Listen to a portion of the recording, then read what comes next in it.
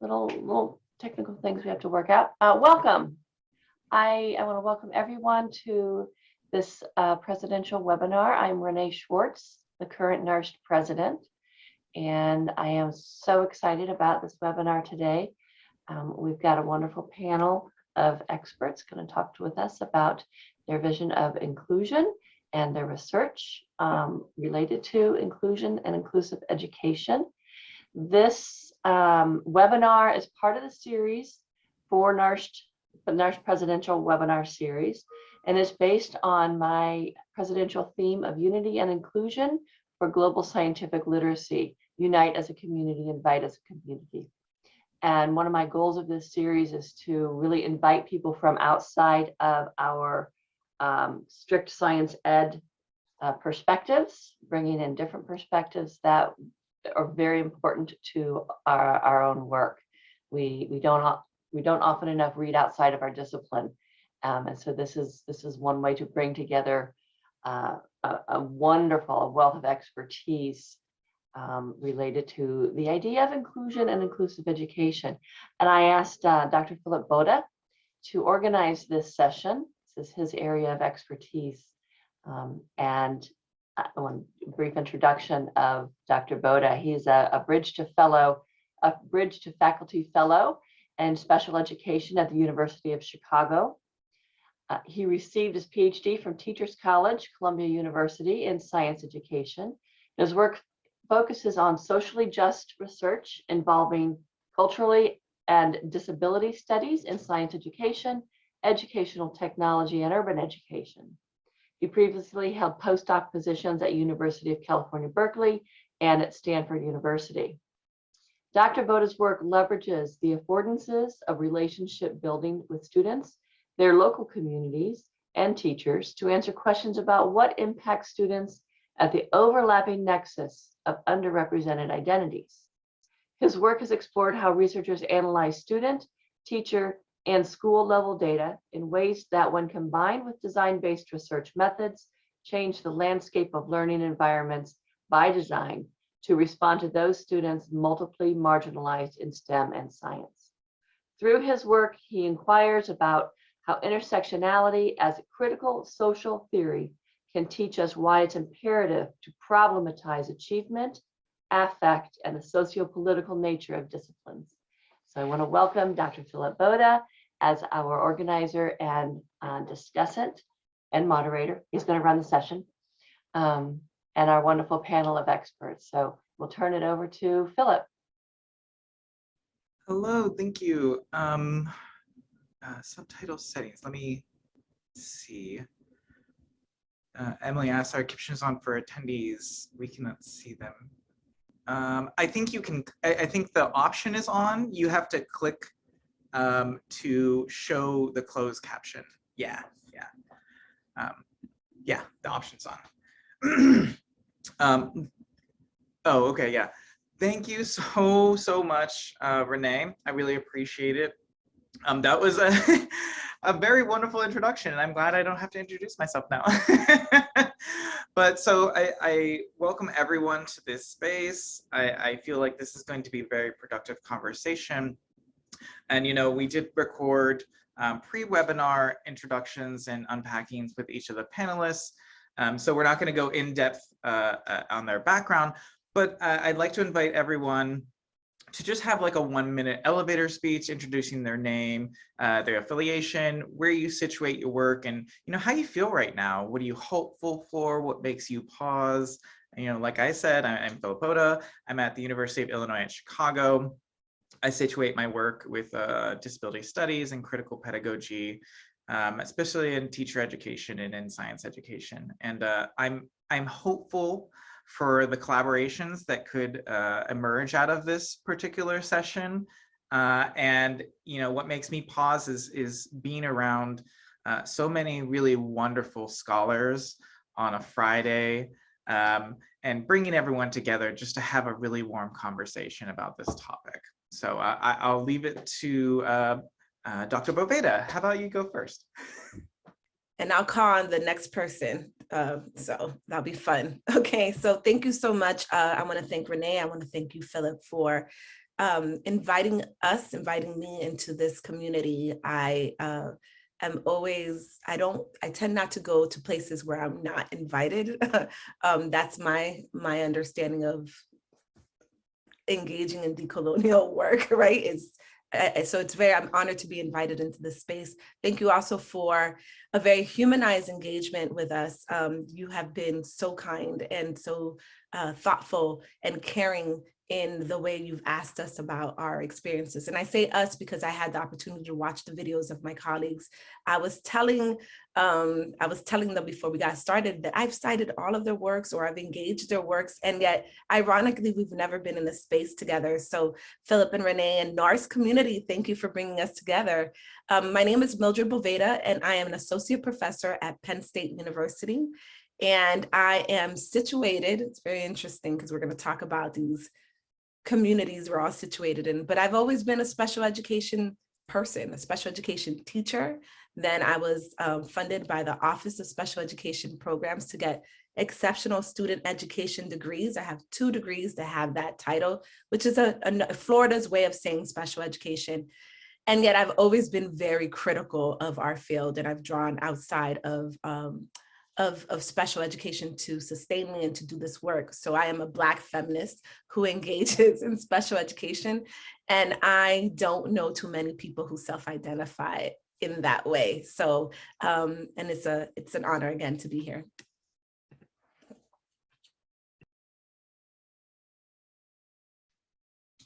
Okay. Wait, I said I was going to call the next person. So good. The next person I'm going to call is Emily. You're next.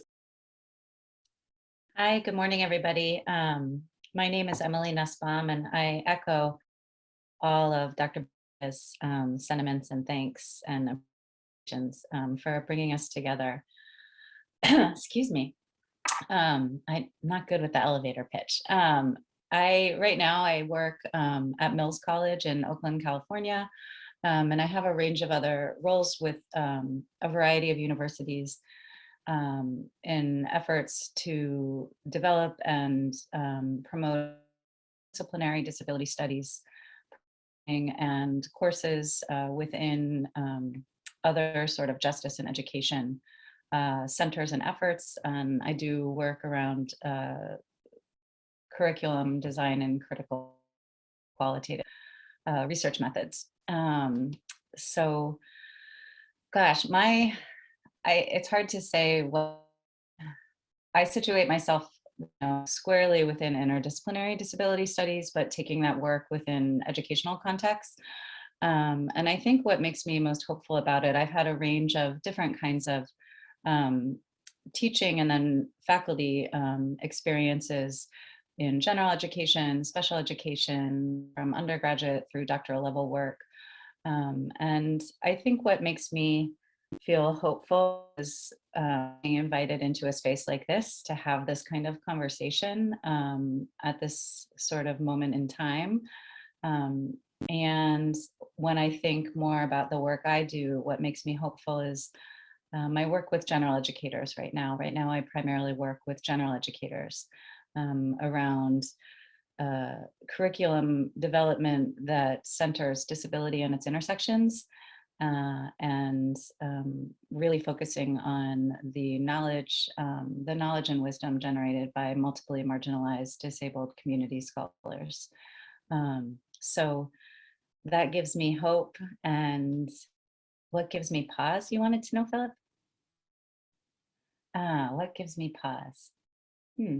I think I'm just going to stick with hope for right now. I can come back to that maybe throughout as we're having this conversation and touching base about some of the questions that that Phillip shared with us to get ready for today.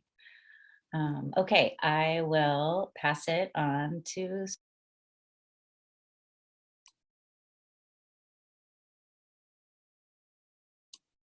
I said. You froze on my screen for a minute. Oh, sorry. I said every time you said the name, it froze. I said passing it on to Sirkala. Okay, all right. I thought that might have been it, but wasn't sure. Thank you. And hello, everyone. And yes, I feel both honored and just delighted to be in this space.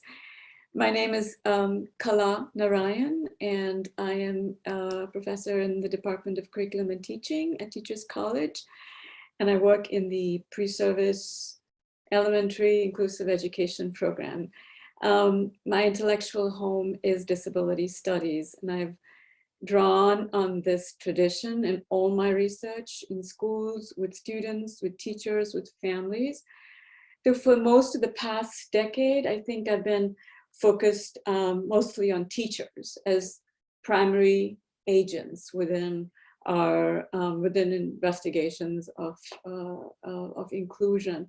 So this has always been the hard part for me. You know, I'm attached to the experiences of disabled students and their families. That's sort of the driving force of my work, if you will. But I've also wanted and been deeply concerned about teachers' becomings, their growth, you know, and the conditions within which they have to, have to be able to teach inclusively. So at this time, I think I'm feeling a little bit worried about the future of inclusion. I will admit to that, and how it will morph in the coming months and years, particularly in light of the shifts and turns that are happening, with the pandemic. I know just recently here in New York City, the chancellor has authorized adding more gifted and talented programs in the school district, and has also started a new special school for kids with dyslexia. So, neither of those make me particularly hopeful, but what does, both give me pause, but also, as Emily said, to stay with the hope, is families' reactions to it that have not been, universally in favor of such segregation.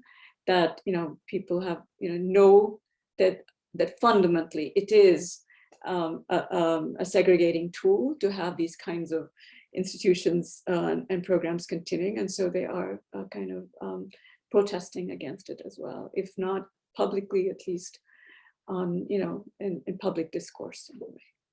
So that's where I am. And who else can I call? Paulo. Yes. Yeah, thank you so much. I am thrilled to be here, to be a part of the panel. A great honor to have this opportunity. I am Paulo Tan. I am affiliated with Johns Hopkins University. I am part of their urban teachers program and work on supporting dual certificate candidates who will become elementary or secondary teachers, as well as have credential in special education.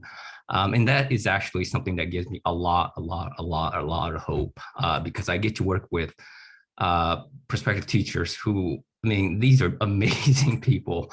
I love being with them. I love seeing what the amazing things they come up with and innovate with and are driven to do. And so that gives me a lot of hope for our future. My work is really situated, and this may sound weird, but I think in watching one of the recordings, the theme for me that came up was belonging. Where do I belong? Where do I feel like I belong? And I would give a shout out to my math education equity group. And I think that's where I belong. I mean, the field of math education is large, right?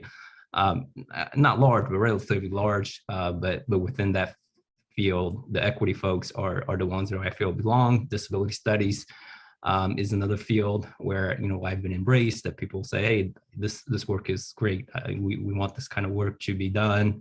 And so that's kind of where I feel like I belong. And so that's where I situate myself in working on advancing intersectional justice in and through math education, centering on disabilities. And so what gives me pause is really a lot of what drives my work. I really am very bothered by public education at large, the turn it's taken. In particular, I'm bothered by the continued harm being done on students with disabilities, and so that's something that is really it makes an immediate thing that we have to address, but it just gives me a lot of bad feelings. So that's a little about me. Thank you so much. I really appreciate all of you sort of giving a presentation of where you situate yourself and your hopes and dreams. And I feel joy coming into this space with you. And that's something that I think we should all hold on to during these times is when do you feel spaces of joy? And right now I feel joy. So one thing I wanted to do to start off this particular webinar is talk about a quote from Angela Davis in her new book, Abolition Feminism Now. And she reminds us that to address injustice, we must never let go of the visionary, that which does not yet exist. And that radicalness of the imaginary as a space for what is yet unthinkable, at the edge of possible.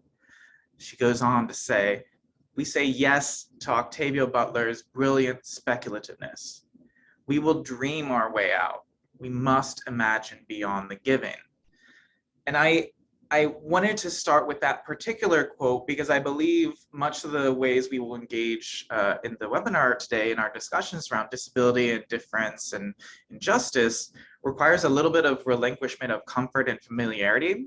That this might be foreign to many people in science education, and it might require us to disobey some past commitments that we hold because we need to make our worlds new, right? I think we all address that there's something wrong going on. There's harmful things going on, and we want to work towards justice. And so when we start to imagine a world beyond difference as deficit or merely in need of saving, I think we focus on centering possibility. And I really want to hold that as difference as possibility, exploring that uncomfortable and unfamiliar space. And so, much of the work that I did before the webinar was drawing out themes that I thought we could really address from the individual recordings.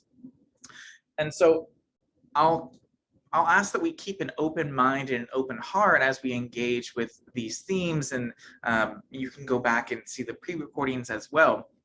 And so let's just start off. We're gonna just hit the ground running. So the first thing that I thought would be really good to engage with is the idea of language of disability and difference. So for me, this is something that I've done before, where we have a sort of a listing of the markers of difference. Our work addresses the injustice that happens across race, gender, class, sexual orientation, yada, yada, yada. And I particularly pay note to this because disability is often added at the end, or it's race, da, da, da, da, and then disability. But disability and ableism is never really taken up in that work, right?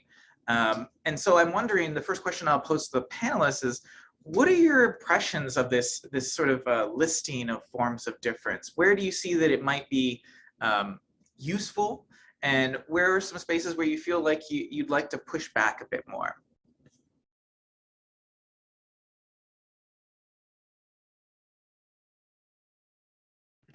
I'll jump in because I'm a jumper inner.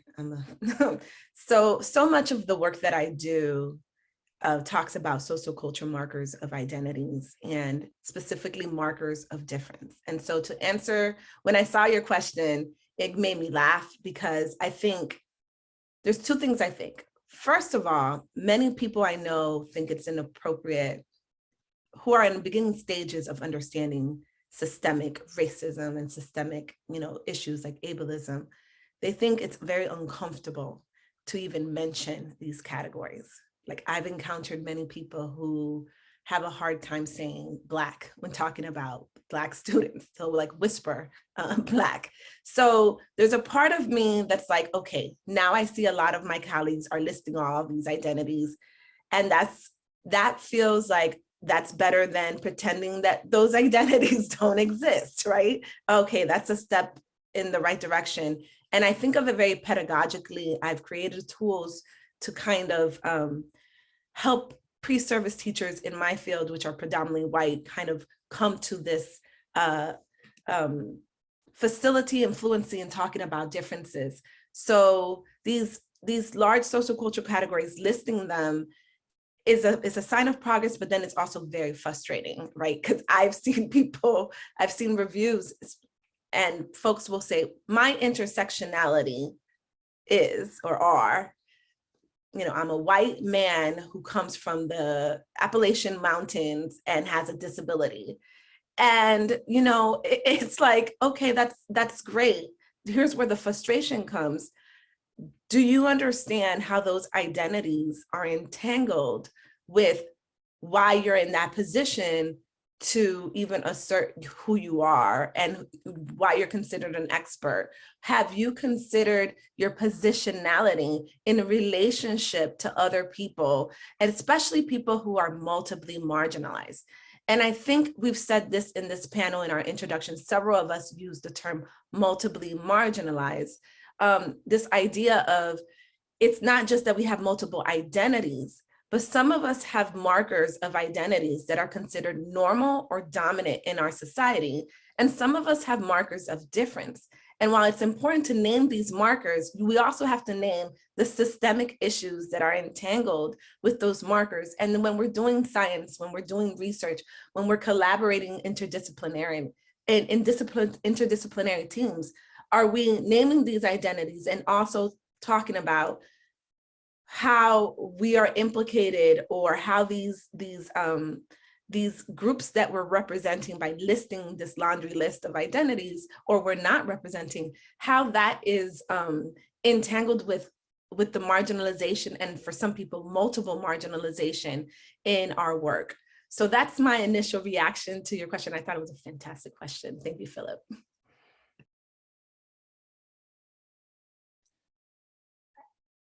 I'm not a jumper inner, but I'm pushing myself right now to jump in.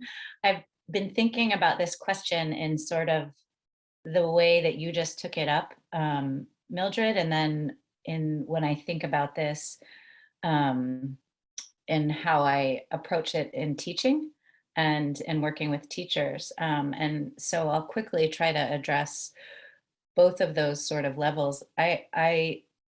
Everything you just said, like, so resonates with me when I think about teaching research, qualitative research, or, going to conference spaces and hearing people give their positionality statements, right? Which is like the list of these identities.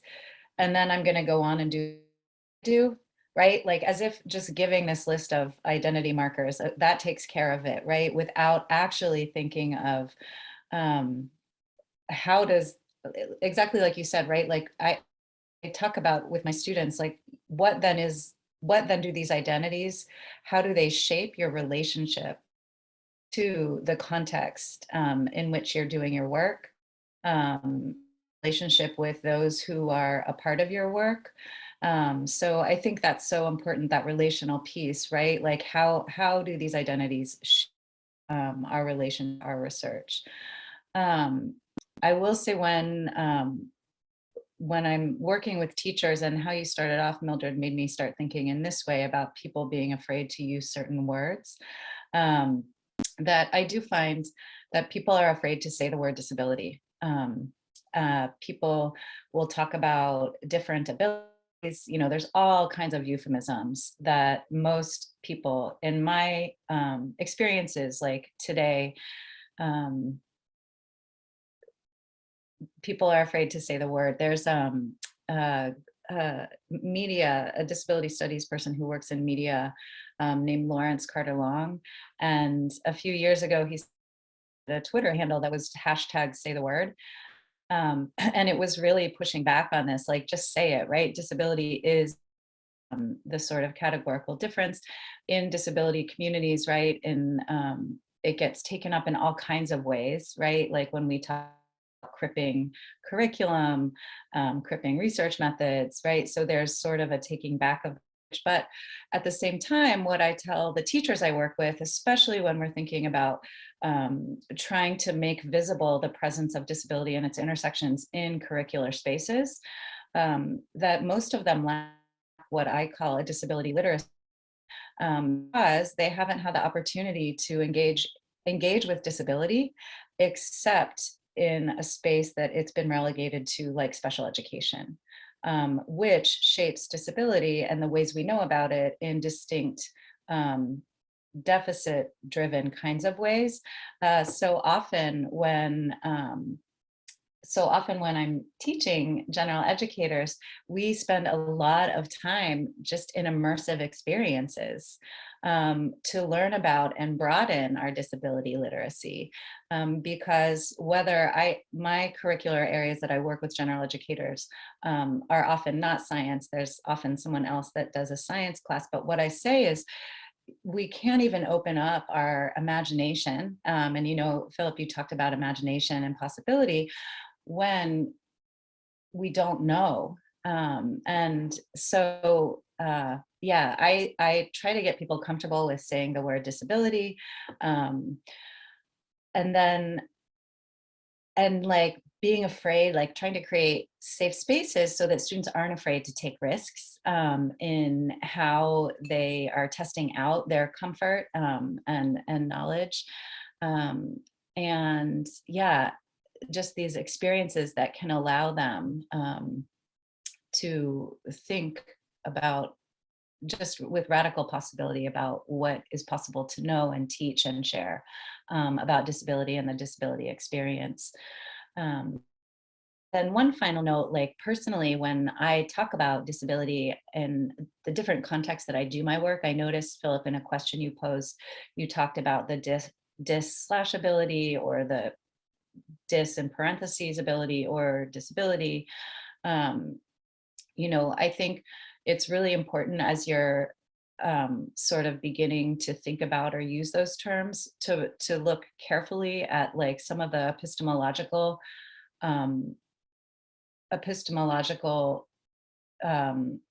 basis of the scholars that do that, to really understand the reasons that they do it, and to see if that aligns with sort of your ways of knowing and thinking.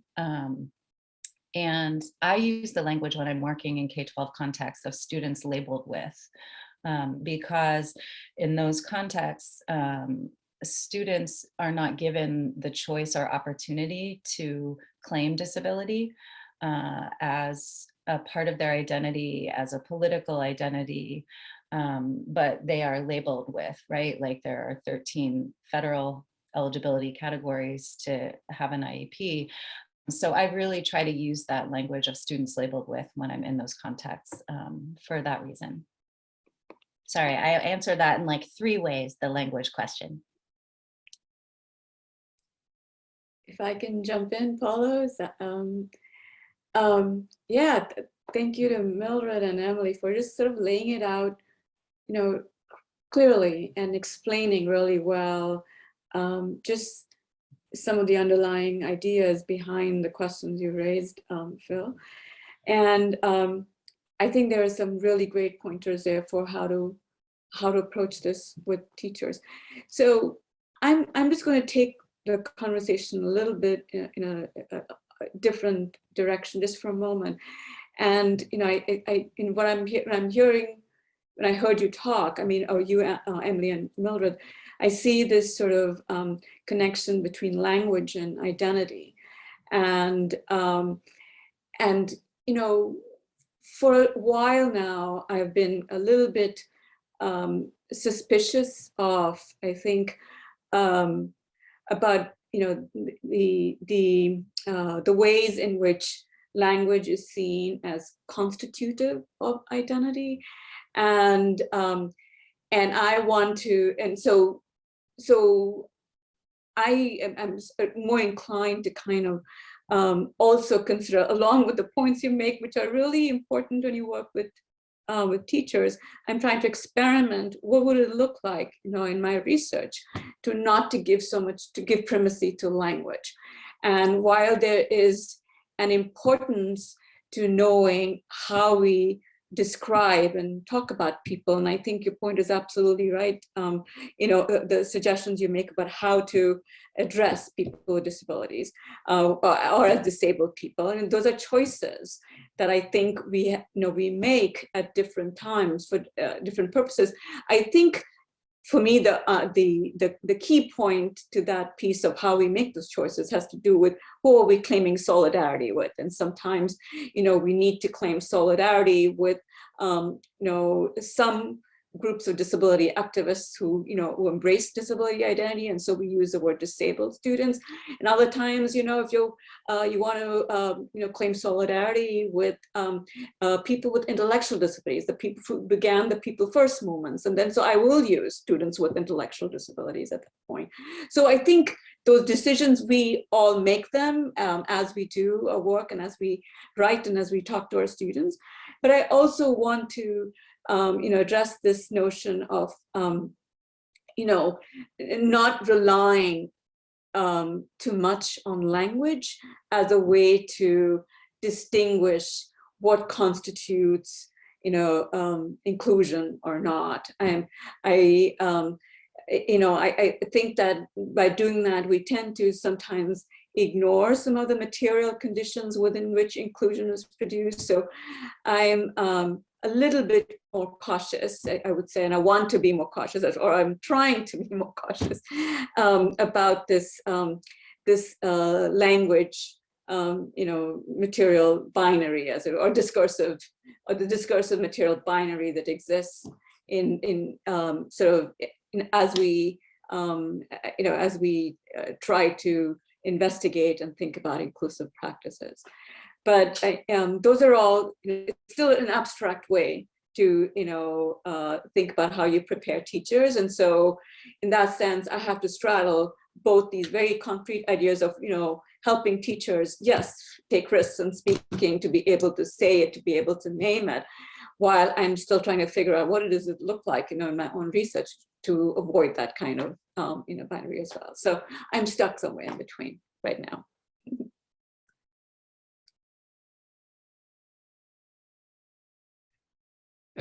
I'll add to the conversation, and that I think it's important for the naming to happen. I'm very attuned to like disability, right? In sort of like mainstream, if you will, literature. Do they name it, right? And to me, that is not, like panelists said already, right? That's important, but that's not enough. So naming it is something that I look for, and I think it's important for like organizations like NARST, right, and the organization that I work with, NCTM, National Council of Teachers for Mathematics, to be very explicit about that, because of the history of students with disabilities or disabled students, right, that it is not assumed to be part of their work. In other words, it's not part of NCTM, for example, right? It's special education, right? They deal with that group of students. And so to be very explicit about what is our position on disabled students. And that doesn't just go with the national organizations, but also with schools, right? And again, there are like very implicit assumptions about disabled students, right? That's special education automatically, right? We got that, that's a check spot, that's covered, but that doesn't tell us anything else, right? And so we need those signals. Teachers need those signals. Teacher educators need those signals. They need to know what it means instead of having to figure it out and just try to read the tea leaves, right? Try to read between the lines. And so we have to be very explicit about what do we mean when we talk about the education of disabled students. And I think that's, something that I would like to add to conversation, as well as what, a colleague that I work with talks about this idea of pan-disability, right? We're talking about the whole range of disabilities, right? And again, there's an assumption, I think I covered this in part of my recording, right? That we're talking about disabilities, oh, we're only talking about the so-called mild disabilities, right? The ones that are more likely to be included. But we often forget, right? Those that are in separate schools, right? In the basement, right? I mean, all these things that happens, as I mentioned, are the harms, right? And so I think that's also important as part of the language that we talk about all disabilities, whether identified or not, right? We're talking about what do we intend to do? What is our position, right, with disability as part of our work, right, as part of our equity, right, as part of our diversity initiative. So I think it is very, very important, right, to name that and to be very explicit about it. Yeah, as all of So you were can I talking- jump in? Yeah, Is yeah, that absolutely. okay? Yeah. Because people talked, Emily, I mean, we talked about the laundry list. I didn't talk about disability specifically and the terminology we use around disability, but I think my colleagues did. So I want to just put my 2 cents in there. And I really appreciate the tension that you described in terms of, are we reifying these classifications sometimes by kind of harping on them so much? Which is very different than people who are uncomfortable by difference and don't even want to name it, right? Because if we are naming differences, if we are naming these categories, that means I have to deal with the fact that maybe I'm here because of reasons beyond my merit, right? That's one reason why people avoid these categories. Other reasons people avoid the categories in Black feminist thought, intersectionality, anti-categorical approaches to complexity and identities, this idea that these identities themselves are binding, you know, which is sort of what I heard a bit in your response. I want to make sure I get your name right. You said Kamalanarayan, right? Did I pronounce that correctly? Did I really? Thank you. Are you being generous? I appreciate your generosity. Okay, great. So yeah, like to what extent am I reifying these socially constructed historical markers of identity? Since I even enter the field of like working to serve students with disabilities, students who are disabled, students with specific categories, the language has changed from when I first started doing this work, and I expect it to continue to change, and I will adjust accordingly to that change. I'm not going to okay, here's a really Mildred authentic version of my answer to the question on these labels too. I know people who will never say the N-word to me, but everything they do says N-word to me, right? They know that it's socially incorrect to say a racial epithet or to say a sexist term to me. And they will never say it because they're very savvy, but yet they are other indicators. There's other ways that these kinds of dehumanizing or devaluing of my existence as a Black woman, because that's my entry point as someone who does not have a disability, but I do experience ableism. You don't even have to have a disability to experience ableism, because ableism is so entangled with all these other identities that we're talking about and all these other social conditions that are happening. You could be somebody, to Emily's point of my colleagues in bilingual education are picking up this language of students, emerging bilingual students labeled as disabled, because there are students that we have found historically and also in our present time who are identified with disabilities, and later on we find out they actually didn't even have it, right? And they experience the same ableism that their peers who actually do have what we would consider a disability do.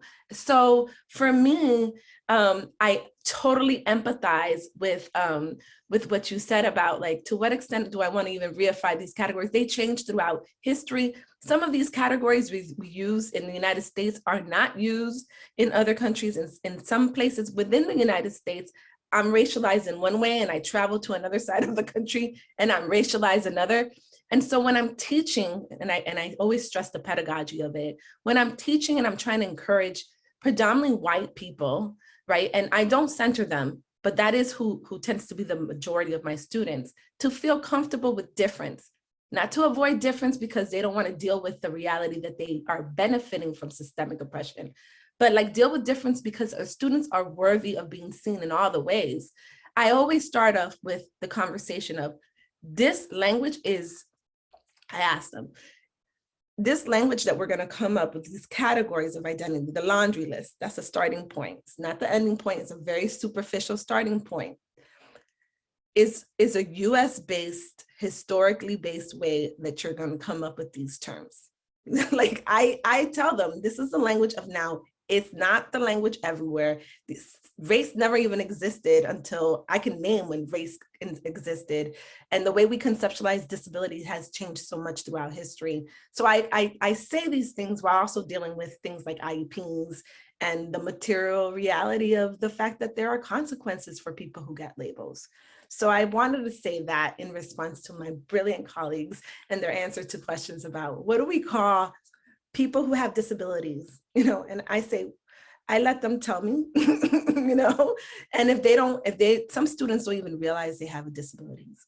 And so for me, I like this labeled as having or categorized as having or receiving specialized education services, because some students who have IEPs don't even, they have no idea that they just don't know. And some do, and are very proud of their disabled identity.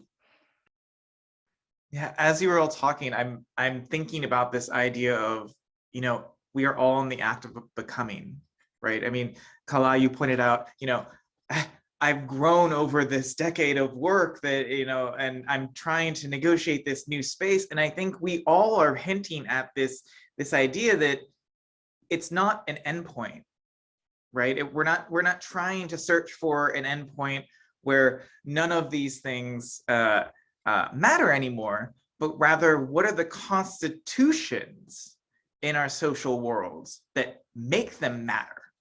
And paying a close attention to how that has evolved in terms of how we speak about it, right, Mildred? You just specifically addressed that these histories emerge, and therefore a language then emerges with them. And Emily, I'm gonna slide it on over to you for a quick response. Yeah, I just want to say, because I was looking at one of the Q&As, and you know, like Kala, everything. Anyway, my mind is just like thinking through all of these issues. I want to sort of make clear that when I talk about doing disability-centered curriculum and all of that, someone asked about the danger of teachers essentializing differences, and acknowledge that possibility, acknowledge, you know, like what Kala was saying about like the limitations of language, right? Or where this sort of in-between space where you found yourself, like these are such important considerations. And when I talk about naming it, saying disability, what I want to be clear that I'm not talking about is these sort of special education labels that get placed on kids based on the way they qualify to receive an IEP and supports and services, right? Those are essentialized categories based on these historically constructed labels, right? Like kids, you know, that are based on normative conceptions of various things, right? Like what is intellectual capacity? So I'm not talking about those, right? Like I do not ever teach about like, here's what these 13 labels are, and this is what this looks like in a kid. I'm talking about, when I talk about getting teachers comfortable with and having a broader disability literacy, is even just this sort of recognition of disability as natural and existing everywhere. And existing across disciplinary spaces and within disciplinary spaces. That comes from the lived experience of disability. So I just want to make clear that that's what I'm talking about when I language and teaching and all of the kinds of things that we've spoken through. Especially, I got sort of triggered when I saw the question about someone talking about essentializing difference. Is that okay? Yeah. Yeah, I think what I was trying to get at, and you explained that too, Emily, is I think during, as teacher educators who are trying to prepare our teachers to, you know, think about inclusivity and to sort of, understand what practices towards inclusivity might look like. When we're trying to prepare them for inclusion, it's often hard not to, go in with assuming that disability actually has these self-evident meanings. I mean, it almost seems like, and it's almost inevitable. Like, when you're trying to mobilize, young people into sort of recognizing the ways in which these forms of differences impact students' lives, it's almost, it seems very, and when I say easy, I mean, it seems almost inevitable that we begin to talk about disability in a way as though its meanings are self-evident. And I think at some time, and I've done that too, and it's easier for me when I am sort of writing about experiences of teachers to remember that, they do not have self-evident meanings. It's not a universal term, that there are places in the world where, the medical model actually has greater relevance than the social model. And so these are all, assumptions that we are making when we, try to, cultivate in our teachers a deeper understanding of disability, in social context. So I think it's harder to do than we'd like it to be, and I know I've struggled in trying to make to sort of approach it in a way that can have these larger meanings, but at the same time being conscious of my role as a teacher educator to prepare students, my students here in the university, to kind of work towards a certain purpose. Yeah, and I think that this is a really great transition to think about, across the individual readings, what did really emerge was the question, inclusion into what, right? Like, I think that, as we're talking about language and how we use language, inclusion implies that there are two spaces, right? There's a space that students are excluded to, right? And there's an inclusive space that's somewhere else, right? But we know where that space is. That's the general education space. And so in science education in particular, I think this pulls on some loose threads that I engage with in my work. And a little bit of what's been taking up, we got a question from the Qualtrics survey of resources, right? And I think that science education in particular has a historical focus on disciplinary goals, right? As reform changes in terms of what we constitute good science education, the focus on what inclusion into what changes, right? But I think that oftentimes equity and social justice are secondary aims, right? In disciplinary spaces like science education, learning about science or becoming scientifically literate or affording critical science agency are particular goals.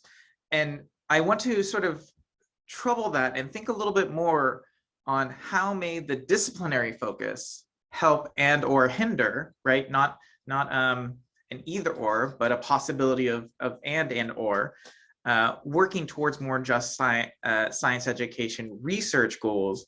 And when multiple of the panelists here ask inclusion into what does that question urge us to focus on more in our work? And I want to leave that space. And Paulo, I'd like to invite you to start this conversation off.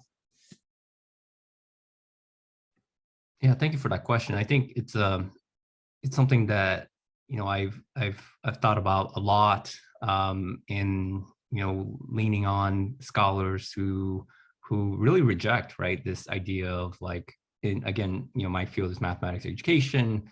We talk about mathematics for all, and what does that mean? And once we have that, what are the implications for that beyond, right? Okay, we got everybody mathematics. We're all good, right? And so that this is Danny Martin, right, who writes about this. He's at your institution, Phillip, of course.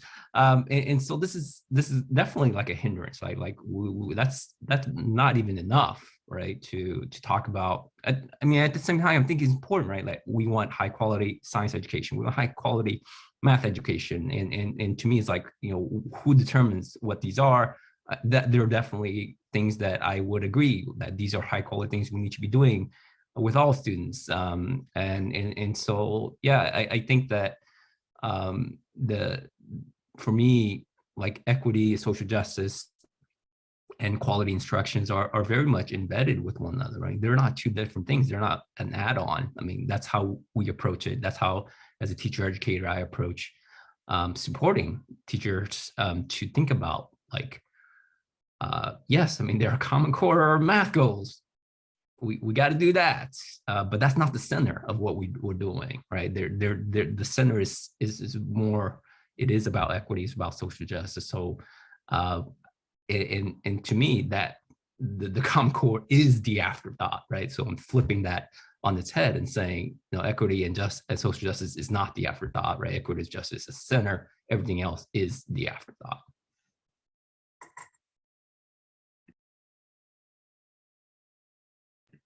All right, here I go, jumping in, like playing double dutch. So I really appreciate that, Paulo. It reminds me of what you shared, reminds me of this, like, and I've written about this extensively. I shared this in the video for those of you who get a chance to do the video.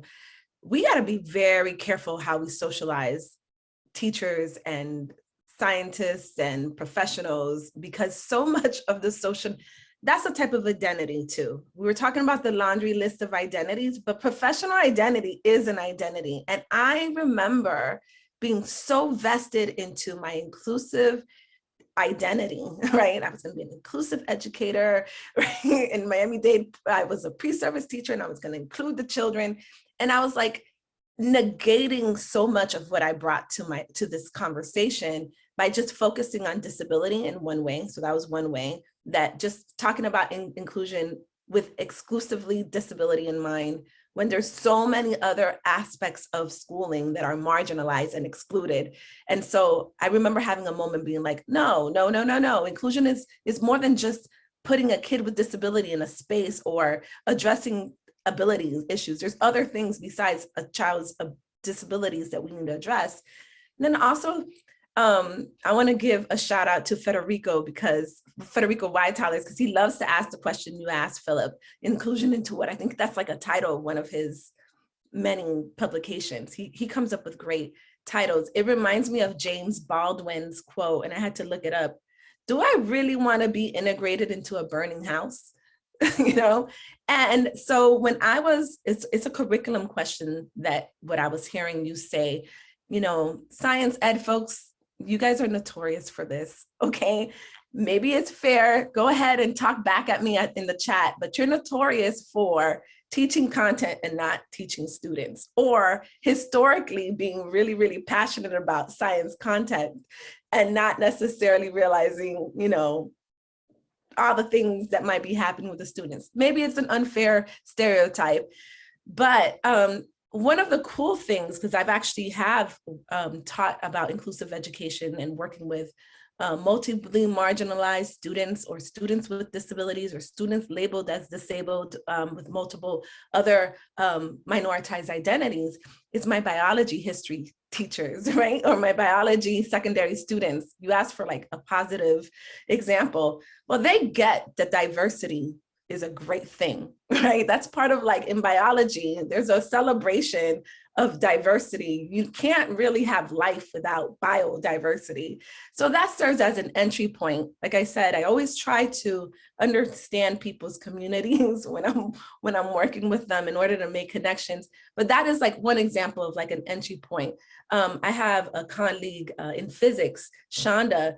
She does really neat things to talk about like particle physics. I'm not savvy with particle physics, but like this notion of like people can have trans identities, and drawing from physics to talk about like some ways that you could be in multiple spaces and whatnot. And I'm just like, yes, there's ways that you can draw on these content-based things to explain socially socially related concepts like including people. But also, when I was being socialized into being a special education or inclusive education teacher, I kept saying access to the general ed curriculum over and over and over again. And then somebody invited me to write about curriculum, and I freaked out. Because while I can point out the stereotype about content area folks, like I just mentioned with science teachers, the stereotypes about those of us who do specialized education services is that all we know how to do is strategies, and that we don't understand curriculum. And like Paulo said, teaching is curriculum. Where we place students in a space, that's curriculum. What else is curriculum? There's the hidden curriculum too. There's the unsaid things. That's curriculum. I, as a special educator or as inclusive educator, I did have something to say about curriculum, but I had been socialized to think of my role and the students that I worked with only in terms of, can they access the burning house? Or can they access the general ed curriculum? Well, if that general ed curriculum is ableist, sexist, racist, why would I want them to even access that?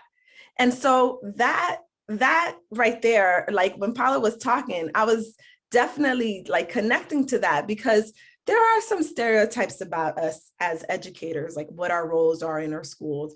And we really need to think about the validity of that. And also we need to push back on those kinds of professionalizations and socializations that we have into this notion of what is teaching and learning, especially when it comes to our students who have multiple identities or multiple markers of difference. So jumping off Paulo, who's next?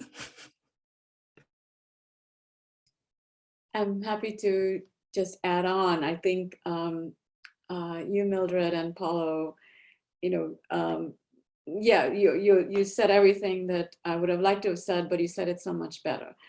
So the only thing I will add is that I think for science educators, teachers, teacher educators, or researchers to tackle this idea of inclusion into what, it can actually be a very generative area for exploration. Right, so I can see pre-service teachers, for example, really sort of doing a deep dive into, even if it's say one child's practices, one child's experience in the classroom, in the context of a specific classroom, to really deeply explore that can be a way to actually, recognize that there are some normalized practices, right, that are just being taken for granted, and within which a child is now being set up as having special needs, right? So this concept of special needs is not something that is, within the child, but that, if the context, which could be anything from, what a teacher's pedagogical practices, or it could be the way as you point out, the way the tables and chairs are arranged and how they're seated. All of these, are context as much as the texts that are being used and the conversations that are had.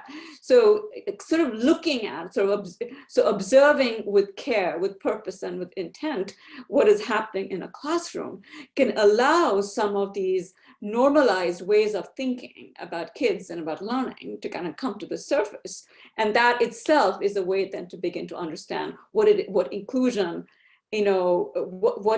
not what it means, that where is where should our project of inclusion take us? I'm more and more convinced there is really, we can't ask for the meaning of inclusion. Like it's not, there's going to be, so many ways we come to understand how inclusivity is happening, that we think less in terms of inclusion as an outcome, as something that, this is what it looks like, and more about a process and how people are coming to sort of, engage with concepts of equity. And so I think it can be really generative for, both as a way for, novice teachers to begin exploring the classroom, as much as it can be for researchers as well. Yeah, I just want to echo that sentiment. I was writing down notes as notes and words as everybody was talking. And I think, you know, this question of inclusion into what I'm always reminded of an early sociologist who talked about like the way it gets conceptualized as a Trojan horse for assimilation.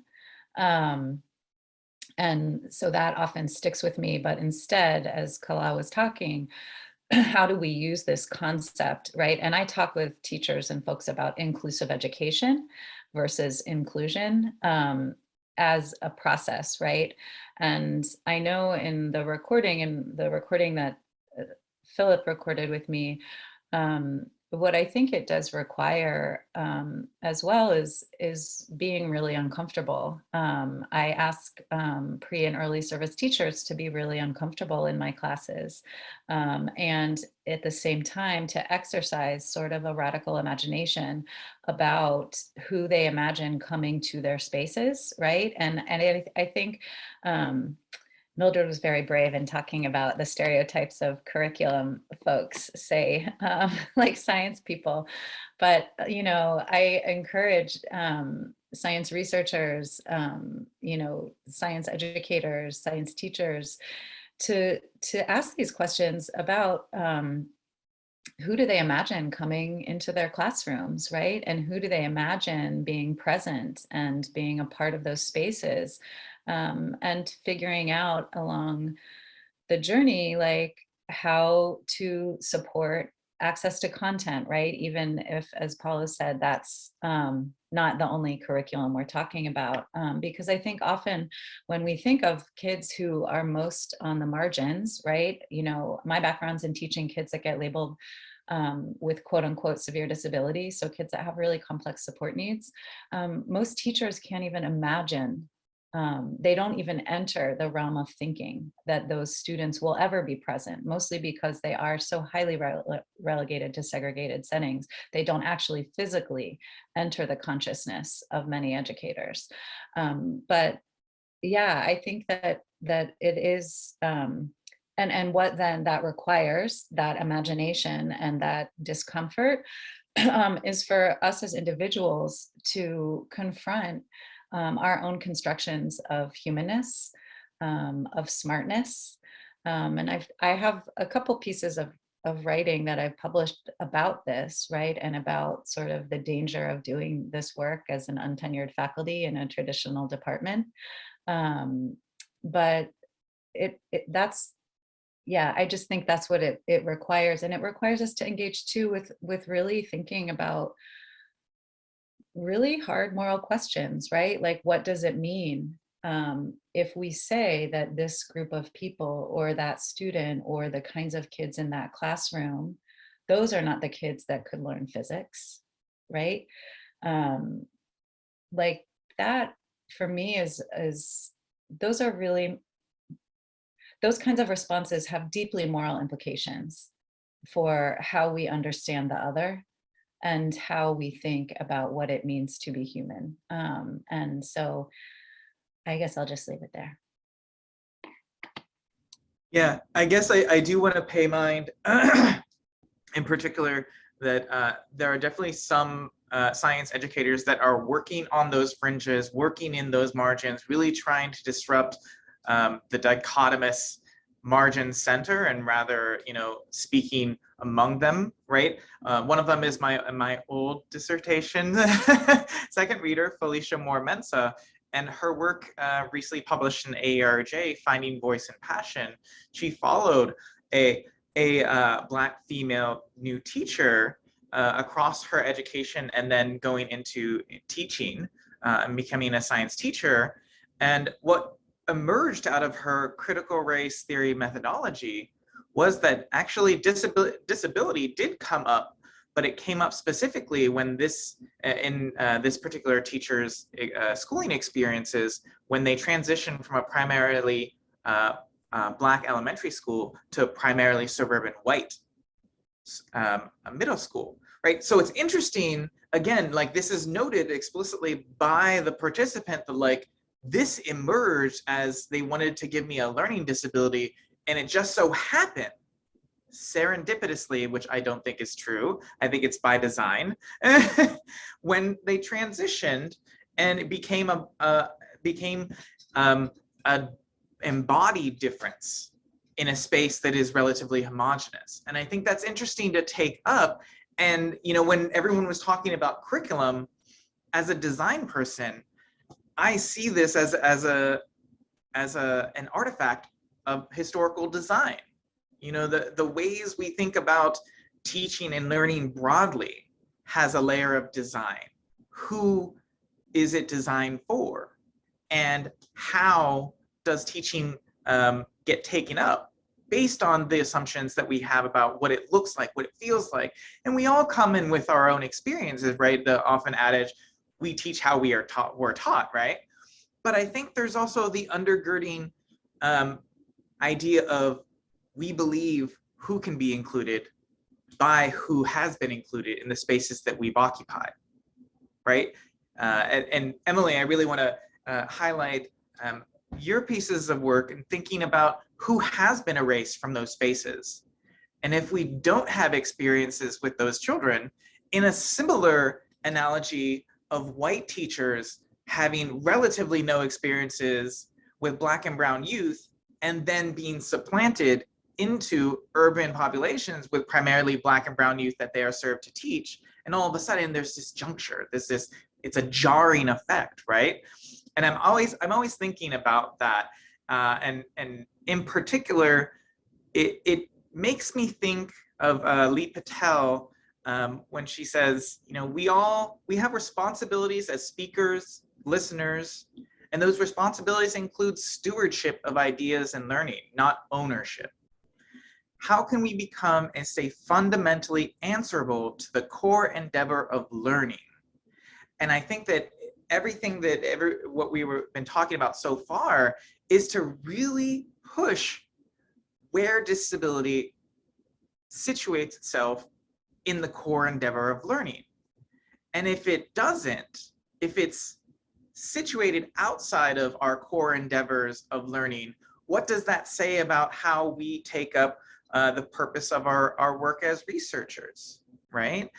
And I guess I want to also now transition into another thing that was brought up across panelists is the idea of reflexivity.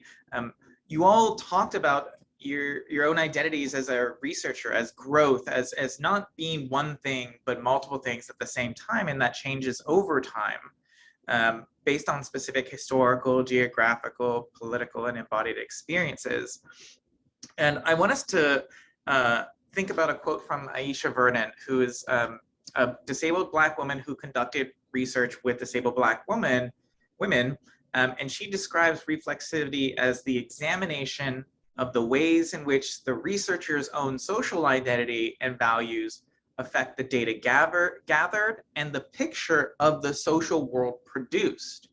It is a critical exercise for those researching the experience of oppression, particularly to ensure the avoidance of colluding with the established hegemony. And so when I think we bear witness here that, learning about disability is often through the words of others and not our own experiences, right? We learn about disability through special education, at least the general education pre-service teachers that I know, right? They take the one disability course and then they're like, you're good, right? And so I want to ask ourselves, why do we believe what we think we know about disability? And in what ways may our approaches to disability and inclusion and justice demand resistance to those broader narratives?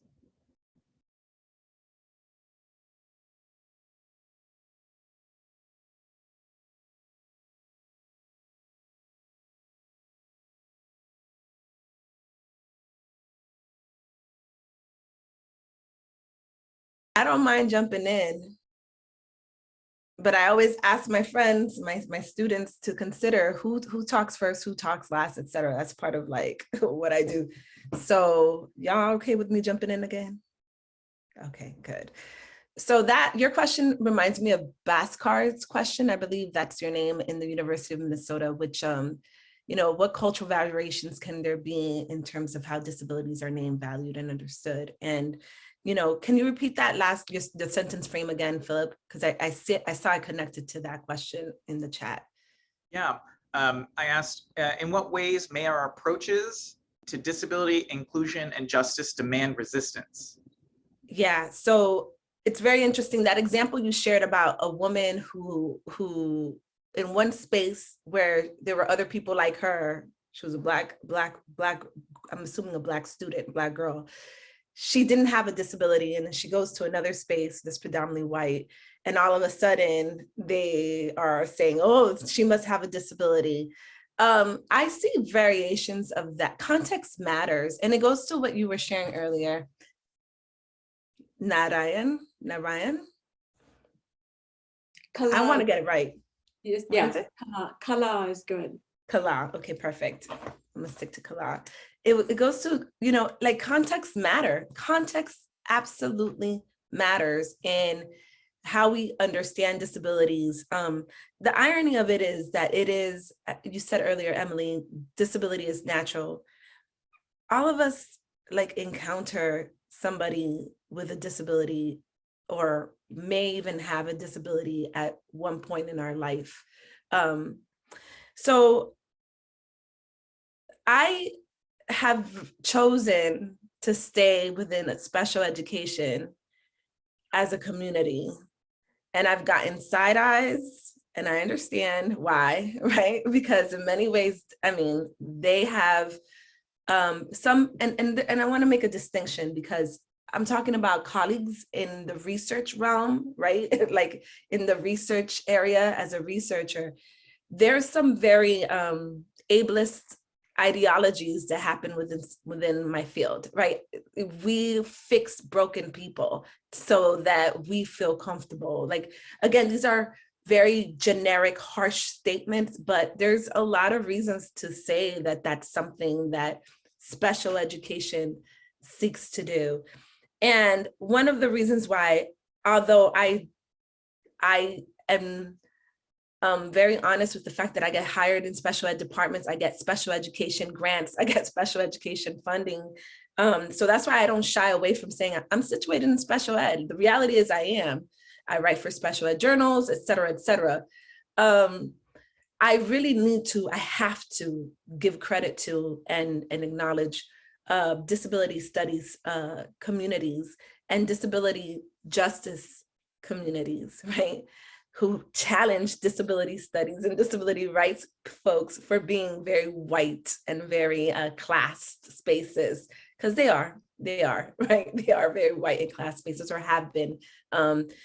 They really have my colleagues with disabilities, or people who self-identified as disabled theorists, have really pushed me to think of, okay, why was I I was also in specialized programs. I was in gifted programs, right? I did well in school.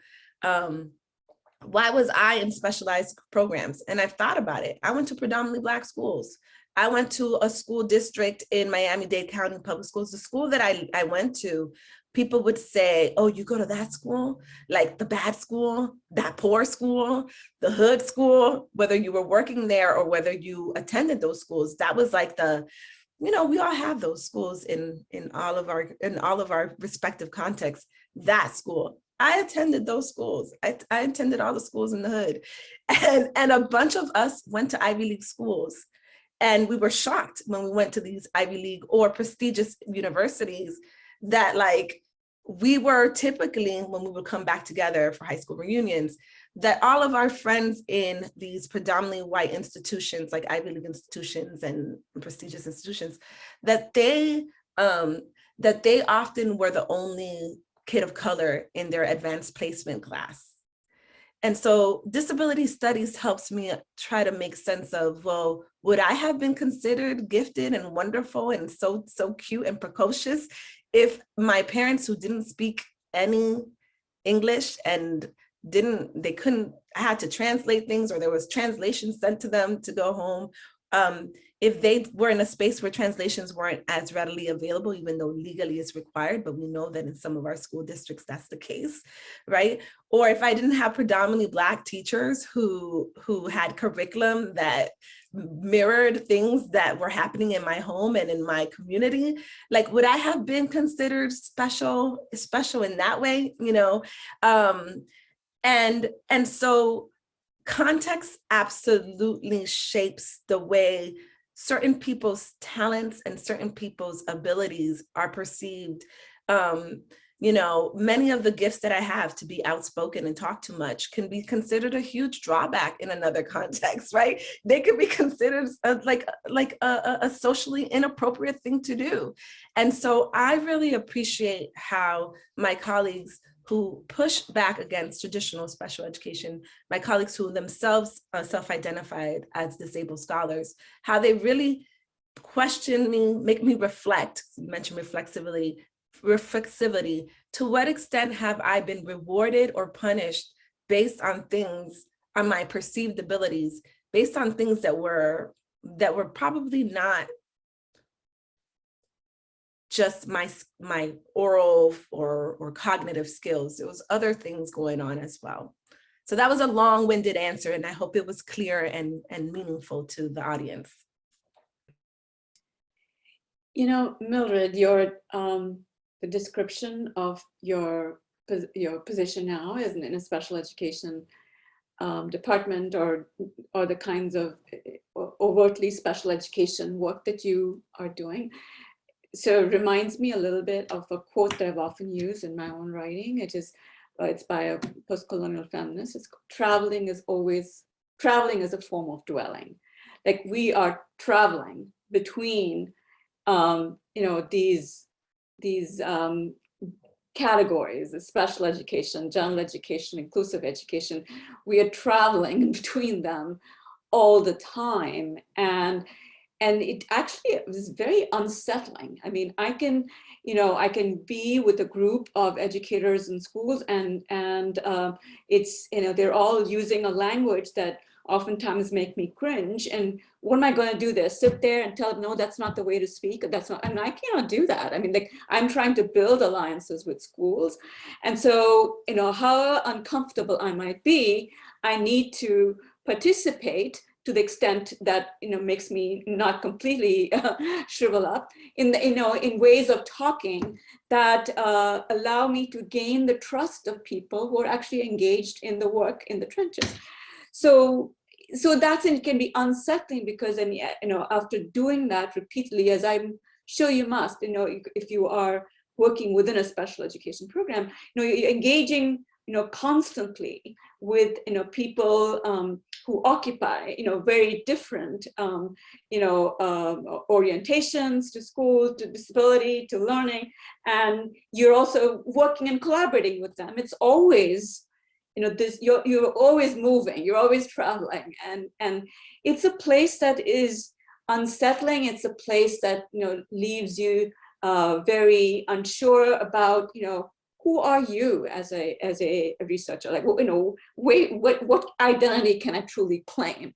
And I often think about teachers who are actually doing that, you know, much more in schools than we might be, you know, as scholars and as academics, because they're dealing with it every day on all fronts. You know, not only, you know, if they have aspirations of what inclusion means, you're working with families who might desire something that seems completely orthogonal to your concept of inclusion. You're working with administration, you're working with other staff or other colleagues, you know, in the building who think differently. And so it is, you're constantly crossing these various boundaries of what it means to be boundaries of general, special, inclusive, all of that. And so I think in many ways, you know, in thinking about that form of traveling, that's when I wonder, Phil, and I wonder about even the term resistance. Like, do we already come in with preconceived notions of what resistance means? And what does resistance look like? I mean, do we, how can we broaden, the ways we even think about this agentive work of teachers or families or students in ways that don't necessarily distribute them, between resistance and not resistance, whatever that might be, but actually try to expand what that, what they're, or think about what they're doing in a way that, is sort of allowing them to retain some sense of their commitments to inclusion. I'm talking especially in terms of teachers, but also having to, sort of engage very, in the moment with concrete schooling practices and procedures that, they have to, work with. So yeah, I guess that was important for me, just to, whenever I see and hear the word resistance, I'm always, thinking about what do you really mean by that? And, because it can too often, I think, also lead us to describing people in ways that don't sort of get the expansive nature of what they're doing. It doesn't get at the complexity of what they're doing by, by naming it as resistance or not. And I'll stop there. I just wanted to offer two things that I was just thinking of as you were both speaking. One, this, while you were, I sort of was just sort of listening and feeling after you named that quote about traveling is dwelling. And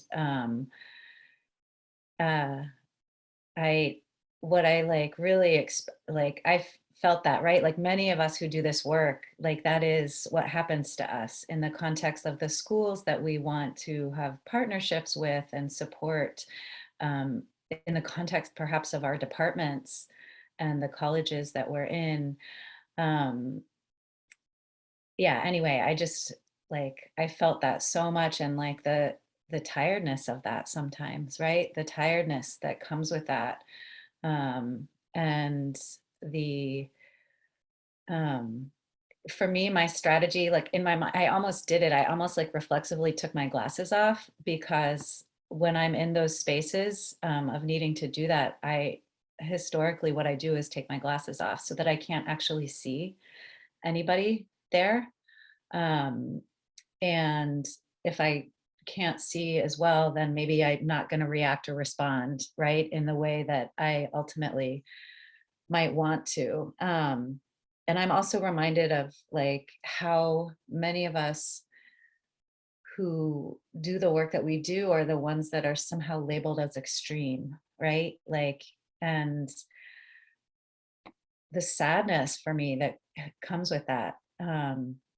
So anyway, I just want to acknowledge the sort of emotional place that I went to when you were speaking, Claude, and the empathy and thinking this feeling of community, right? Of those of us that do this and who share these experiences.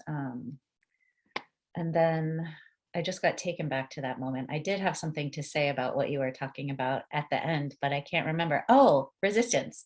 Yeah, I think of this, I had never thought exactly about what you said, unpacking the word resistance. So I think that's super important, but it made me think of a conversation that that I was a part of.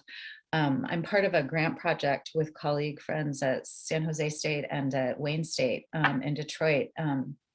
And it's called the Disability Centered Culturally Sustaining Pedagogies Project. And it's a project for pre and early service teachers where we're really just sort of trying to get the money and the facilitators, but it's a series of experiential sessions, workshops, and group conversations, centering the knowledge and wisdom of multiply marginalized community scholars who traditionally are not a part of academic pre-service preparation, and centering their work, their artistic works, their theoretical works, as some of the most important forms of knowledge that around quote disability that don't exist in university spaces for the most part. We work with some poverty scholars, and we think of this as sort of an act of resistance, and that the teacher's participation in it is a part of resistance. And it was when we were in a conversation in a conference panel with the university folks and our community scholars that Lydia Brown, who is an autistic, queer activist, attorney, academic, all kinds of like expertise, or Lydia brings so much, but they were talking with us in this conversation because the conversation was one in which none of us felt quite hopeful. They said, Lydia said that this kind of resistance is about doing this insider work, right? Like, while at the same time we're trying to build something else, and that both of these things have to happen simultaneously. It's not just one or the other, right? Like, we can't just reject a broken system. Like, we need to do that insider work while at the same time we're exercising this like radical imagination to create something, something for the future. So yeah, that's what I thought of when I was thinking about this questioning, like, what is resistance? And like, I think about it as like kind of the insider work, and how do we keep doing it and support others in doing that? Yeah, I love the panelists, all they shared here today. There's quite a bit of connections that I make, and I'll add, the point Emily made about us doing like really radical work. I have a colleague I work with who talks, who kind of calms me down more. It's like, is my work radical?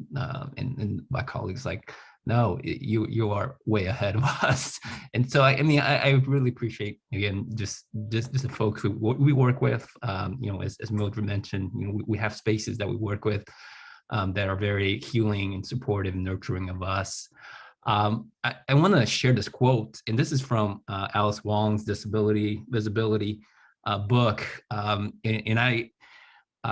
it's one of the chapters. So the quote goes something like, "Taking up space as a disabled person is always revolutionary." I love that quote just because of it's an act of resistance, right? And so if we think about what Mildred talked about with disability justice, and I really appreciate Mildred bringing this up, because that is part of the reflexive work that I've just come across within the past few months. I mean, and that does, as Mildred mentioned, really informs disability studies, right? More, right? Like, it takes disability studies to another level, I would say, to a very important level, and for us to constantly be thinking about, for me, as a disability studies scholar, that's something that has just been, yes, yeah, absolutely. That's something that, I have to travel a path that, I'm traveling on now, that it's being considered as part of my work. And something else Mildred mentioned, special education is very ableist. And I would say, our content areas are very ableist as well. I mean, math education is very, very ableist. And so I'm very critical of special education. I'm very critical of math education, and disability studies gives us that lens to be able to do that. But yeah, I would say too, that disability justice is, in the quote that I mentioned, is I would say a disability justice book, right? That has a lot of very awesome chapters. And I think someone mentioned that that's a book we highly recommend reading. Yeah, I want to address there was a question in the Q&A a while back, but I want to address it now because it feels appropriate. They asked, in the context of the next generation science standards, so these new standards in science education that have moved beyond specifically just listing content, and rather have articulated them as performance expectations. What should you see? What should students do as a standard, right? Connecting cross-cutting concepts such as cause and effect and patterns, as well as the disciplinary core ideas, what we previously would have defined as the standards, like matter is made up of X, Y, Z. Then also these scientific practices, right? How do you conduct science?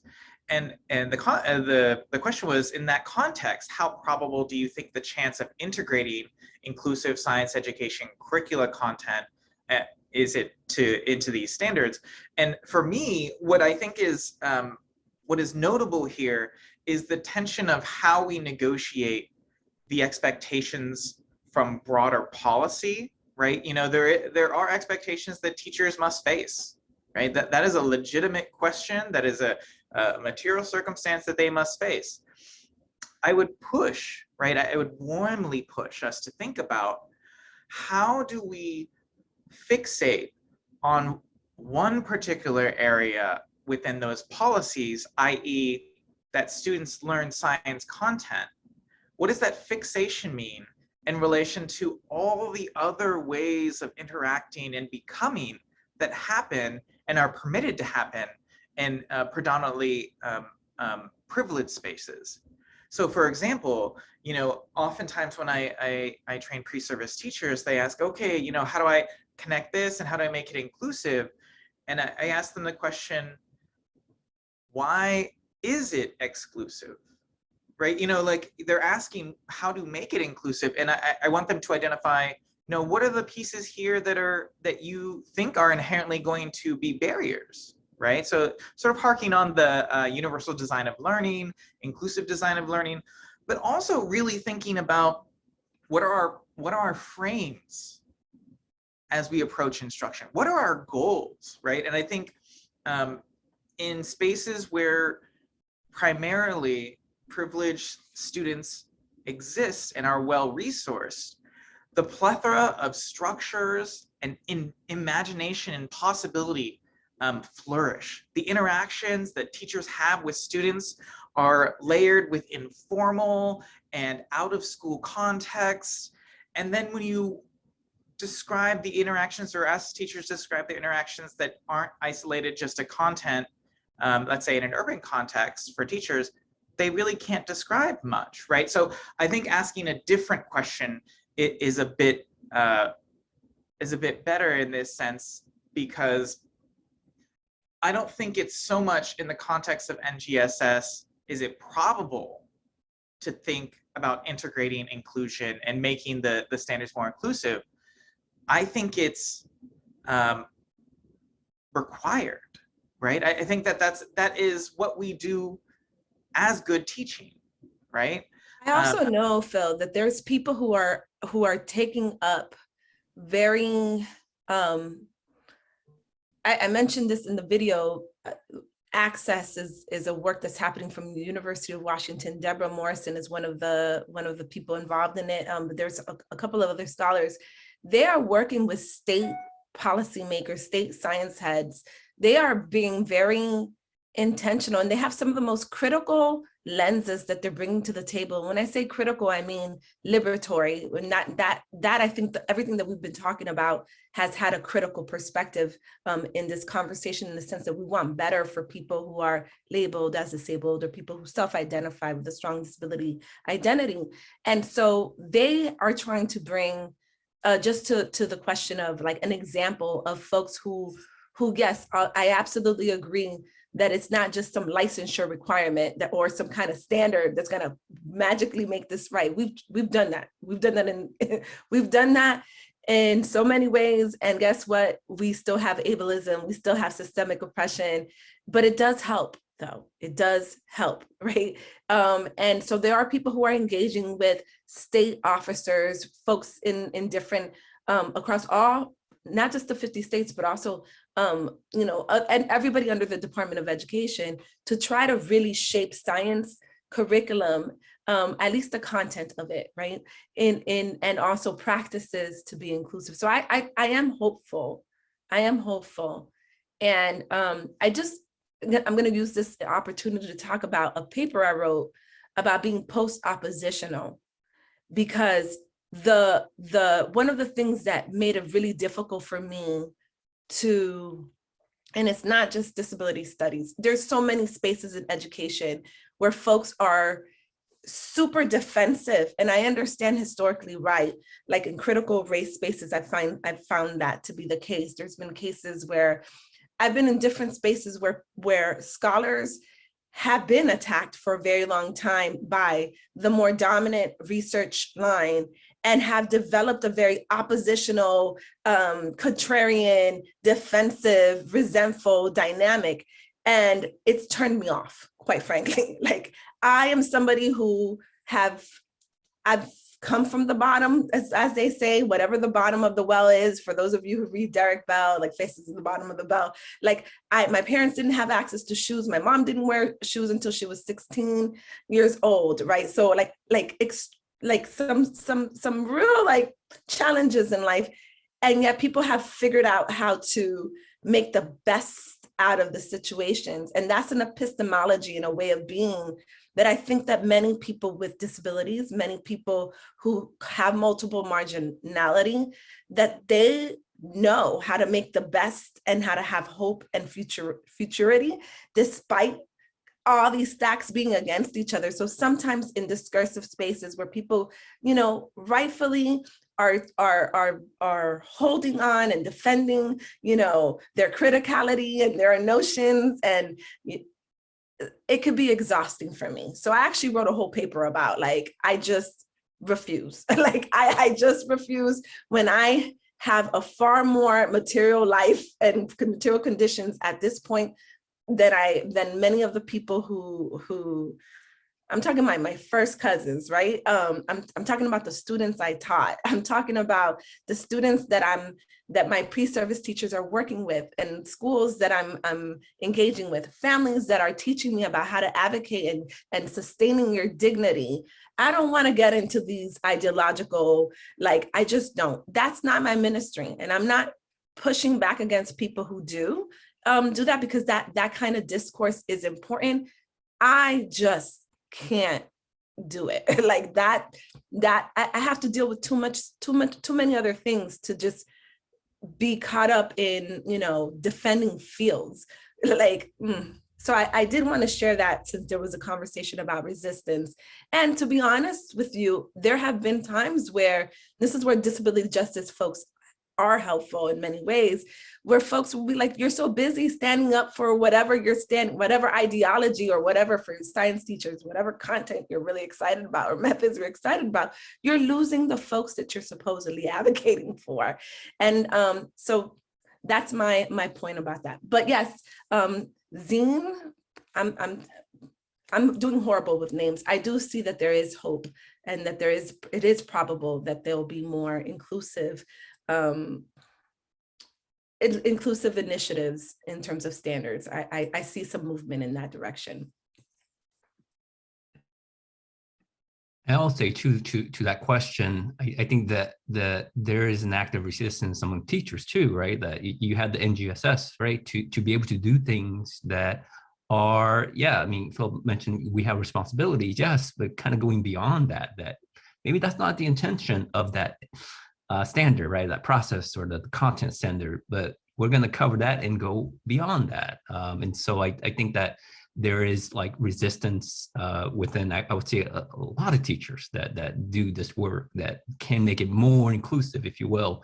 That, you know, Mildred mentioned that there are these initiatives going on at the state level that they're aiming to do this. At the same time, I think teachers have that drive to do that, and are able to do it. You know, I'll just share a quick example of you know, a teacher I worked with who was doing a physics lesson and made a connection to a social justice issue of the bombings of the Marshallese Islands, right? And so, you know, I got a chance to observe that class, and I mean, you could just see like a very, very different sort of classroom environment, engagement, right? Like effective, how it affected students in really deep ways. I mean, so those are things I think that teachers can do, like sort of very immediate sort of steps, and that it's probable, I would say, if you have the desire to do so, and you have the support to do so, and you have thought partners to be able to carry that out.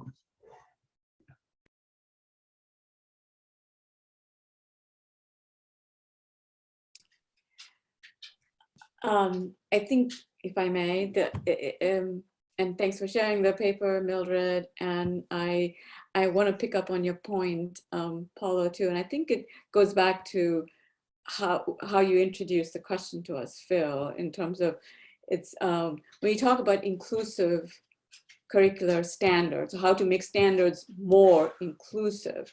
I'm not quite sure I actually understand that question as phrased, because I think, learning outcomes have to be the same for everyone. I mean, if you are going to have, a set of standards for this grade or the next grade, the learning outcomes, everybody has to be able to, have, there should be aspirations for the same learning outcomes for everyone.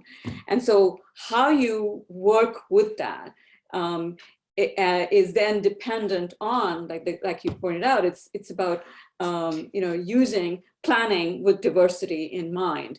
And so, which means then whatever curricular enactment, the books you use, it could be your particular lesson plan objective, it could be the interactional kinds of engagements you have with students. I mean, all of that is curriculum, and so you're not necessarily bound by a standard to be inclusive or not in your classroom. It's just like, if you know that this is the kind of learning outcome that all students should be able to have access to, then you plan with diversity in mind. This doesn't, of course, there will be some students may require additional specialized supports, but then you're still planning with diversity you're planning for diversity. And so in that sense, I think to me, it's less of being bound by standards that we may think of as not inclusive, but trying to do what we are doing in the classroom, approach it in a way that is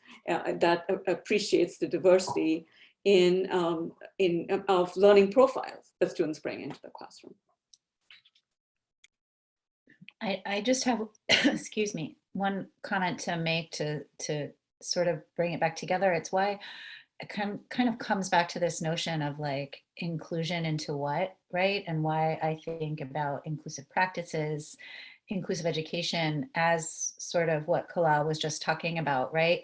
Planning for and thinking about diversity at the outset.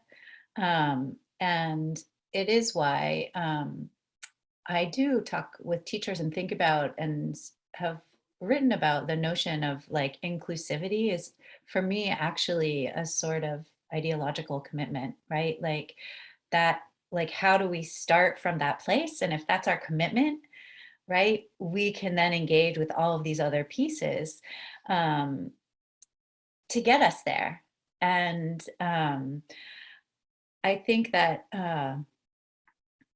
if that's like the place that we start from, and like we mean that, right, in our heart minds as educators, that it allows us to approach that as well in ways that are like, I'm trying to think of the right word, not just humanizing, but in which like our students, whether they're the pre-service teachers or students in P12 classrooms, like they are our partners in that project then. And when we approach it that way, I often talk with teachers then like about how we don't have to be getting something right, like that we're all a part of this endeavor. And because what I find is when something doesn't go right, we associate the not going right with a problem in certain students or certain kinds of students, like the problem wasn't something that we did, right? The problem is that kid somehow. So I think that when we begin from this place of, like I said, for me, it's also like in our hearts as well as like the sort of practices that we teach teachers, that, yeah, it just allows us to like, to not have to get it right, which is actually super liberating. Super liberating. So I try to convince people of that. Anyway, not quite in line with the question that was getting asked specifically, but sort of a more meta kind of framing. Yeah, and as we're wrapping up in the the last few minutes, I want to give this time to each of you to share one last piece of you or what you would like to impart on the community, because you are now part of the community. I hope this brings in collaborations and people reach out. And just for the panel, the attendees more broadly, we are going to elicit resources and publications and citations from the panelists, and then we will provide a link of those to the recorded webinar as well. And so, yes, also in the chat, there's a Google form that you can fill out, so be part of that.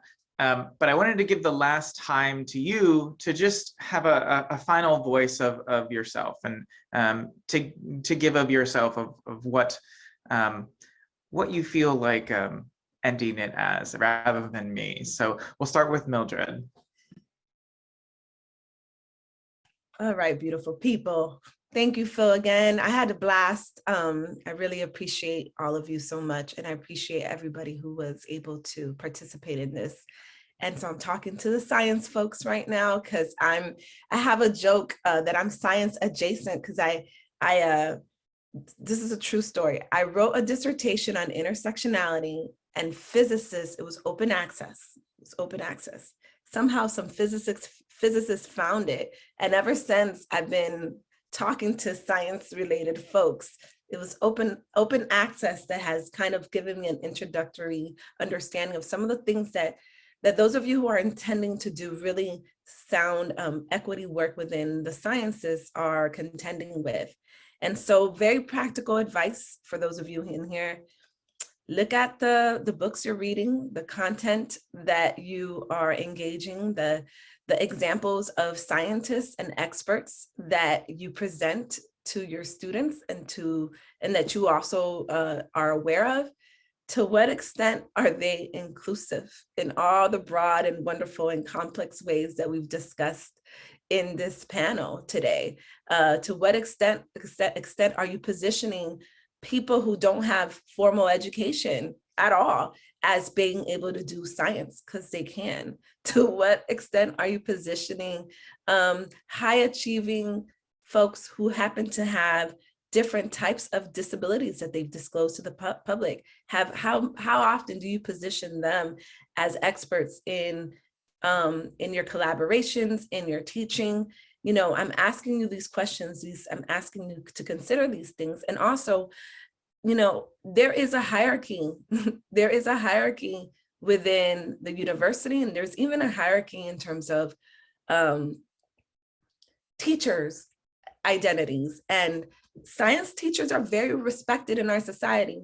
You know, scientists are very, very respected in our society, especially if you do secondary science. Boy, do you guys take yourself seriously. And AP science too, right? So to what extent those of you who know, hey, you're a chemistry teacher, or you teach science, so you're so important, to what extent are you collaborating with your bilingual education teachers, to your special education teachers or inclusive education teachers? How often do you come to them to help you understand how to be a better teacher? And how much do you share resources and that same level of respect that you get with those teachers who tend to advocate and work with some of the most vulnerable students, or research some of the most vulnerable populations in our society? So that's my final thought. Paulo, I'll ask you to go next. There we go. Yeah, thank you so much for, I very much gained a lot from this time together with you all. Just such a privilege. My sort of takeaway for you all is something is about inclusion and the power of your voice as science teachers. I shared a little bit of this in a recording, and I have talked about it elsewhere. I spent 13 years trying to have my child included in general education. A lot of resistance, a lot of frustrations since he was in kindergarten. They were like, no, he cannot be included. And being in IEP meetings, I look around the table, I look around the room, like, anybody with me? And oftentimes, no, nobody's with me. No, we don't want him included. And so we've been through a lot. And I share this because, again, there's a message of hope. This happened a few years ago. I think he was in 7th grade. And this was a science teacher, very unexpected, who said, what Emily kind of, I think, tried to share with us is that this teacher came from a place of inclusivity. And she was not shy about saying, hey, I want him in my class.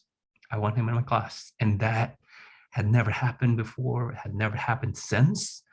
But it's so powerful, right? And actually, I remember he was starting to attend IEP meetings during that time, and that I just felt like, the first time in his life, right, he heard a teacher saying, and this is a science teacher saying, I want him in my class, and that it's so, like, it meant a lot to me. I know it meant, I'm pretty sure it meant a lot to him. Teachers were, other teachers didn't know what to say, like, what, really, you want him in your class? But I mean, just these are the things that my sort of takeaway that's very personal for me. I know it's very personal for a lot of families, a lot of disabled students. That these are things that can be done. All right, Emily, I'm going to ask you to go next. Thank you, everybody. Thank you, Phillip and NARST, for bringing us together again, for everybody sharing, and for everybody who's attending being here. I wasn't quite sure what I was going to share in closing, but I guess maybe trying to make some something concrete. Paulo, thank you so much for sharing so personally what you just shared.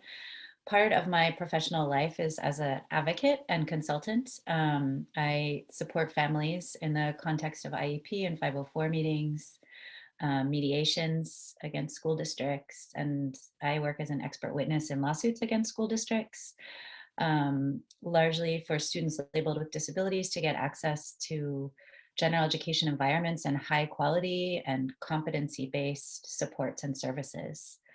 And there's so much power in what Paulo so generously shared, that to be the educator that starts with that foundation of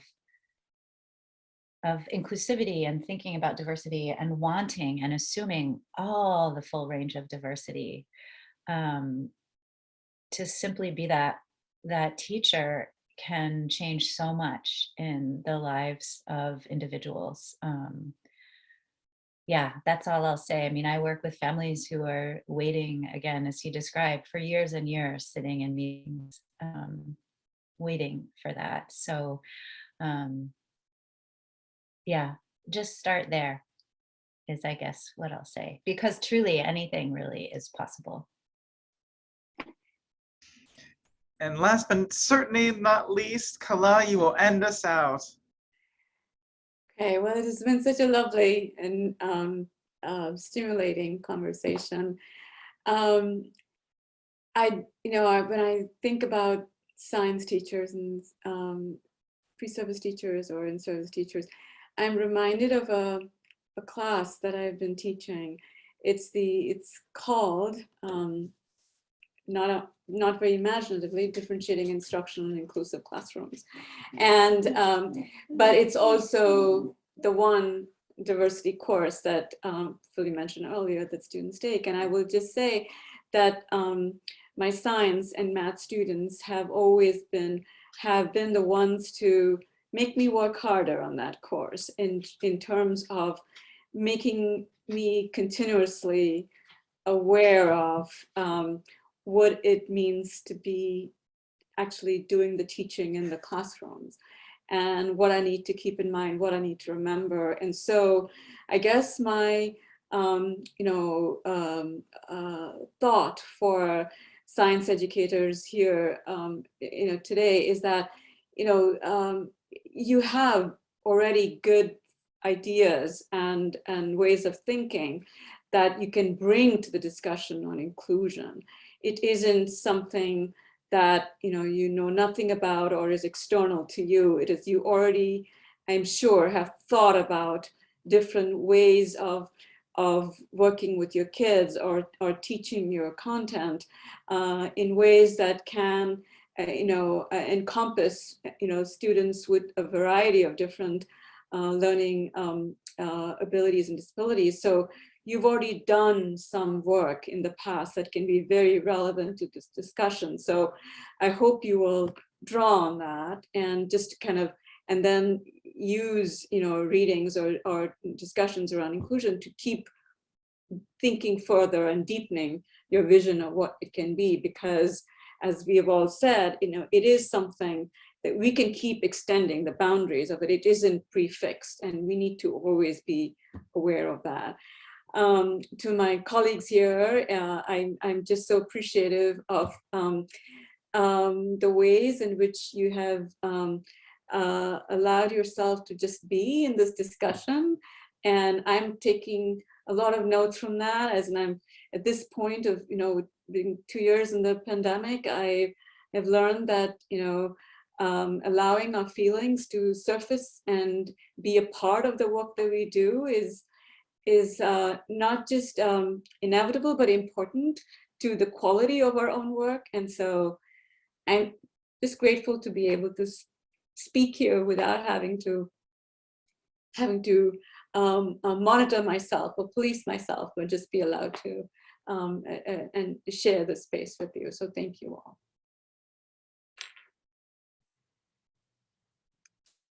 Yay, thank you everyone. I have to jump off. Bye and stay in touch. Absolutely, thank you all. Thank Bye. you again. Yeah. Keep Thank in you so contact with everyone. Bye.